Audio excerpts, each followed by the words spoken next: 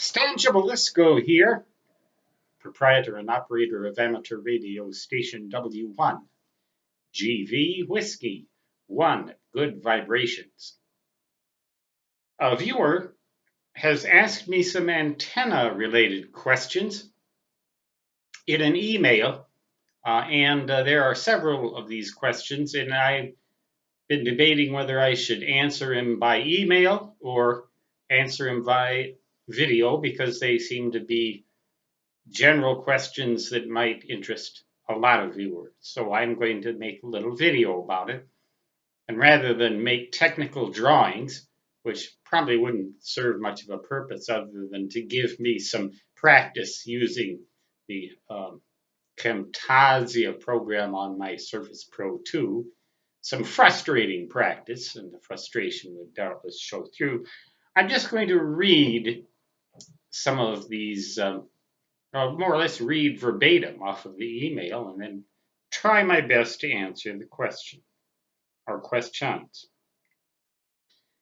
He says, for a center-fed dipole, we put a balun at the antenna to coaxial junction. Well, that's a very good idea. If you're going to have a balanced antenna with an unbalanced feed line, that's what a balun, balanced to unbalanced, device is for. It would probably be a 1-to-1 balun because the center impedance of a half-wave dipole is at resonance. It's about 73 ohms purely resistive. And for 52 ohm coax, that will give you a 1.5 standing wave ratio, which is perfectly acceptable. And it will help get rid of antenna currents that can flow on the outside of a coaxial feed line and without a balun at that junction between the feed line and the antenna. It's best to have the feed line come away from the antenna at a right angle for as great a distance as possible. But he says, he implies that the coaxial feed line needs to be horizontal. That is not true. The feed line can be at any angle relative to the horizontal.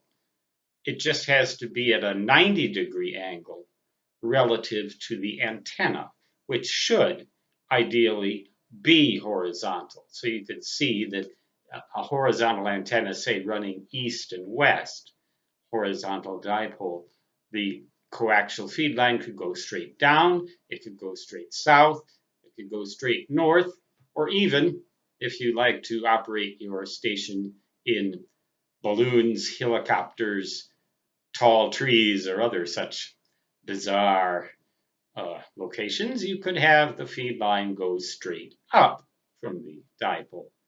Then you would put your antenna below your station. Not making a heck of a lot of sense, but since when have ham radio operators had to make any sense? Okay, so we put a balun at the antenna to coaxial junction, so transmission signals will have RFIs removed before radiating the transmission. I don't understand that at all, what he means by that, but I think what he's saying is that it will eliminate radiation from the feed line and keep all of the radiation coming off of the antenna so that you don't waste any radiation, any signal radiating from the feed line. You want it all to come from the antenna. You don't want the feed line to feed the signal to the antenna. You don't want the feed line to radiate itself. How about receiving? Well, the situation is just the same except reversed. The opposite situation. You don't want your feed line coming from your antenna down to your station to pick up any RF, any signal. You want the antenna to pick up the signal, not the feed line. So you use the very same arrangement. It would operate in the very same way, except the signals would be coming in to your antenna and station rather than going out. As for where you should ground your station, uh, the best place to put the ground is right at the station, right where the feed line leaves the transmitter. That should be where your RF ground is and also where your DC ground is. Your RF ground uh, really, in a certain sense, is provided by the balanced antenna, but that's getting a little bit theoretical. And I think when you get too theoretical and start thinking too much about what's going on uh, with your antenna in the great mathematical, physical universe of thought, you lose track of the fact that what you're on the air for is to have QSOs. And with antennas, it's a lot of the time things that shouldn't work theoretically do, and things that should work theoretically don't. Don't ask me why, because I don't know. But I have observed that behavior. I put up antennas that were beautifully and wonderfully designed, and they just wouldn't make contacts. I've fed RF into contraptions that you would never imagine could radiate signals to any extent at all, and I've worked DX like crazy with them. So that's what makes antennas fun, is that they defy reason sometimes. And a perfectly reasonable world would be a horribly boring place, don't you think? I mean, if we wanted a perfectly reasonable world, we wouldn't have elected the president that we have now. Okay, okay, shut up, Stanley. Shut up. Uh, you're getting out of line now.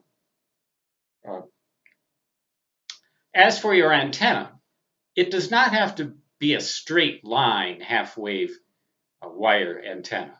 You can have your antenna come off of your feed line at angles other than 90 degrees. But if the left side of the antenna comes off at, say, a 70-degree angle with respect to the feed line, if the left wire comes off at a 70-degree angle, the right side should too. The antenna should be symmetrical with respect to the feed line and ground and environment around it. And I say should be in theory because sometimes in practice you can get away with the most outrageous violations of these principles and have antennas that work fabulously.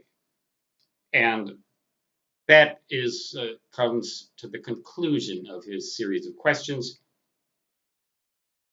How about for end-fed dipoles? Well, I've never heard of an end-fed dipole. A dipole is fed in the center. It's a dipole, two poles. If you feed it at the end, it would be a monopole. Whether it be a monopole or a dipole, though, if you want to run the wire through trees and have the either side of the dipole be not necessarily straight, not necessarily level, just run it as best you can with the physical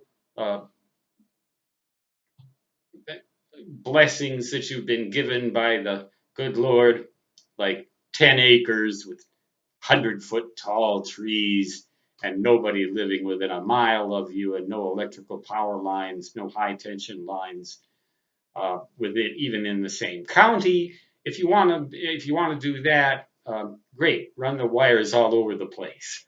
You're going to make contacts, but not if you don't put the bloody antenna up. And that is the most important thing of all, is that you put the doggone thing up and start using it. And don't worry too much, I would say, about all of the theoretical details. Don't get too concerned about them. They're worth considering, and they can help optimize your antenna sometimes, but you don't have to dwell on them to the point where it spoils your fun. The idea is to get on the air and make contacts and have fun. An end-fed dipole, I suppose maybe he meant an end-fed random wire antenna. Yeah, run the thing all away from your station, have a good RF ground at the station, run the thing away from your transmatch, run it through every tree in the neighborhood in your 10 square mile ranch, and believe me, you're going to make contacts, but only if you turn on the transmitter and the receiver and start operating them. And not during thunderstorms, by the way. Stan Gibilisco, wise guy extraordinaire, call sign W1GV, saying 73 and so long, which on any antenna, no matter how big your ranch, no matter where it's fed, always translates to da da da da da da.